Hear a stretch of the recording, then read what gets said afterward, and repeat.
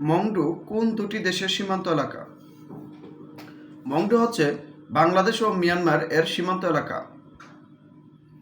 ভারতীয় কোন রাজ্যের সাথে বাংলাদেশের কোনো সীমান্ত নাই? এই চারটির মধ্যে বাংলাদেশের সাথে সংযোগ নয় নাগাল্যান্ডের।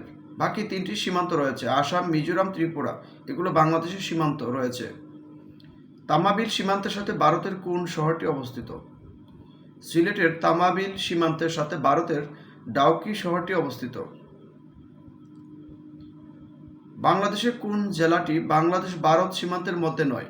এই চারটি জেলার মধ্যে ভারতের সাথে সীমান্ত নয় কক্সবাজার জেলার। বাংলাদেশের সবচেয়ে ছোট ইউনিয়ন কোনটি? বাংলাদেশের সবচেয়ে ছোট ইউনিয়ন হচ্ছে সেন্ট মার্টিন।